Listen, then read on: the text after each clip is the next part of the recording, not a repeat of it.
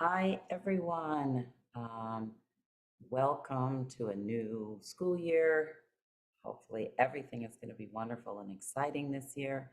I am Iya Afo, the Director of Training and Development for the Arizona ACES Consortium. Today, I'm a little bit excited about this because I thought it would be great to start off the new year with the new school year with a series on supporting wellness. And so today is going to be our first installment of three different videos that are intended to really support our mental health, behavioral health, and physical health. So, welcome. Um, Today, we're going to start with there's some brilliant work done by Chelsea Luger and Thosh Collins. They're two Indigenous women that put together some really fascinating information around wellness that takes a pan indigenous perspective. So, not necessarily the perspective of one particular tribe, but the perspective of indigenous people in general, um, in terms of how to maintain wellness, how to have balance. And I think sometimes we think about wellness as a destination when in fact, wellness really is about balance. It's a dynamic situation that we're always trying to juggle. We're always trying to maintain a level of equilibrium. So, with the seven circles of wellness, we look at seven aspects of our life and try to have balance in those seven aspects of life. And the thought is that when we're able to have balance in these seven aspects of life, we are able to have um, some level, some expression of wellness. And the idea really is that we're always um, trying to have that balance, right? We never get there and stay there, but like everything else that's dynamic in the world, our wellness is also a dynamic state. It's never static. So we're always trying to balance these seven aspects of life in order to have an expression of wellness. So we'll start with food, right?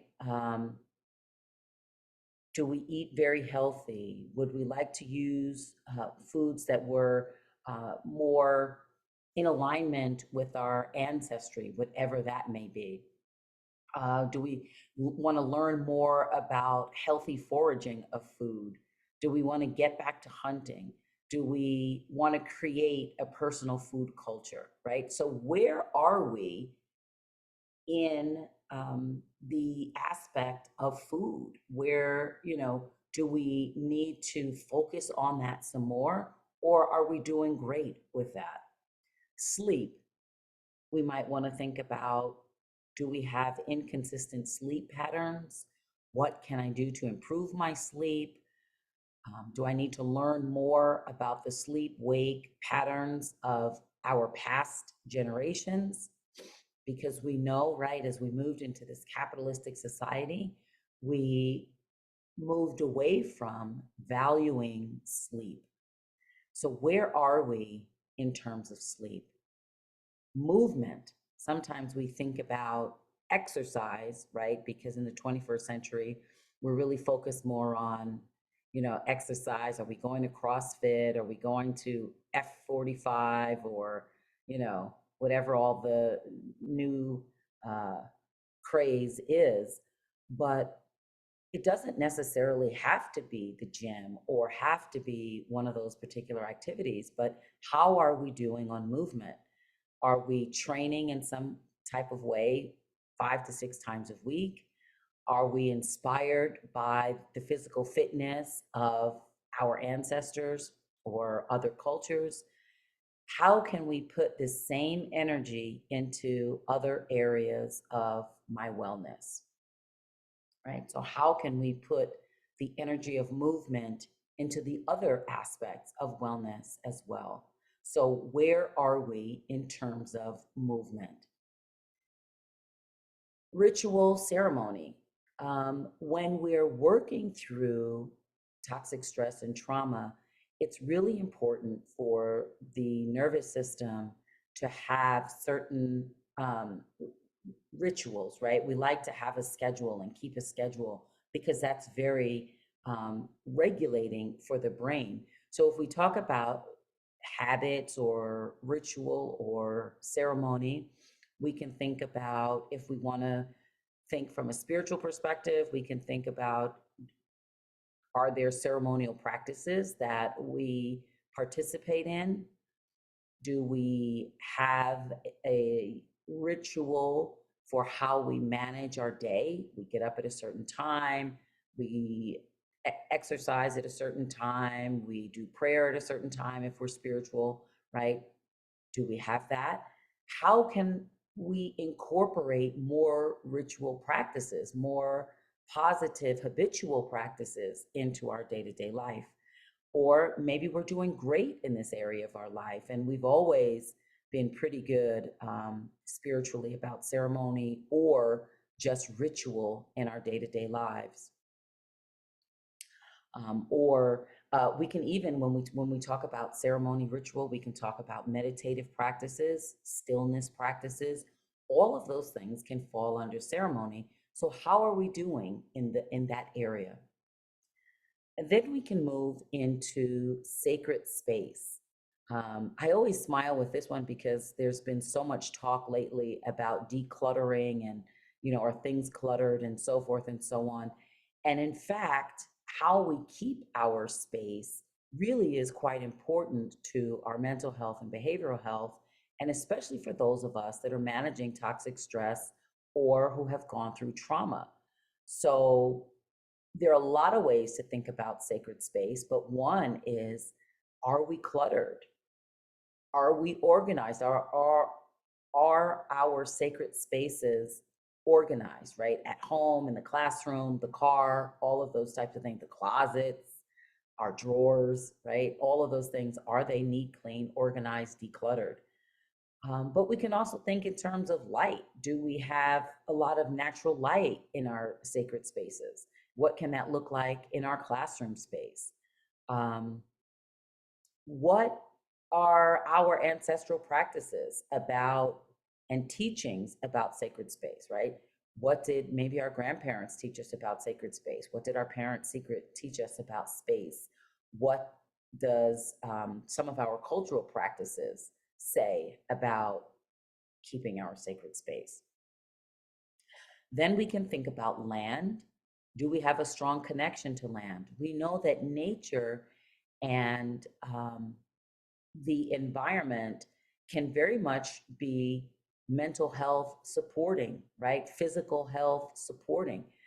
Our natural environment is very good, and having a connection to our natural environment is very good for our mental health and our behavioral health, our physical health. So do we have a strong connection to land and nature? Do we hike outside or run outside? We can even incorporate some of our food practices into the part that has to do with land. What food can be harvested? Are we gardening? Do we grow our food outside? All of those things are, do we get to have our hands in the soil? Do we get to have our hands in clay? All of those things that are connecting us to land really helps with our overall expression of wellness. And then community. We know that as human beings, we're wired for connectedness. We're wired to be tribal, um, to have relationships. And so, how are we doing within our community space? Are we participating a lot in community activities?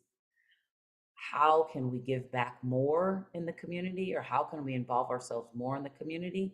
Or maybe we're very active already in the community.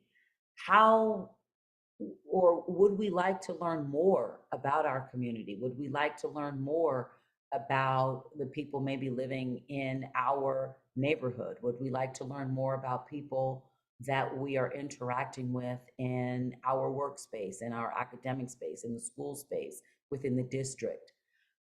All of those things are things that we can really be thinking about in community.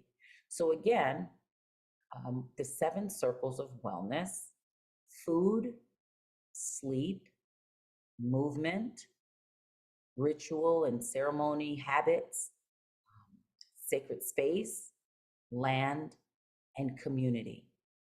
So the idea is that maybe even on a weekly basis, we're checking in with each one of those 7 circles. And maybe we draw a diagram. And if we're doing great in one area, we make that circle big. And if we're not doing as well in another area, we make that circle small. And then we think about how can we increase the size of all of those circles so that we have a balance in the 7 areas of wellness. So that is part 1, the 7 circles of wellness. How can we balance food, sleep, movement, ceremony, or ritual habits, sacred space, land, and community in order to have a great, full expression of wellness? Thank you so much for tuning in. Tune in again to part 2 of our Supporting Wellness series. See you again soon. Have a wonderful week.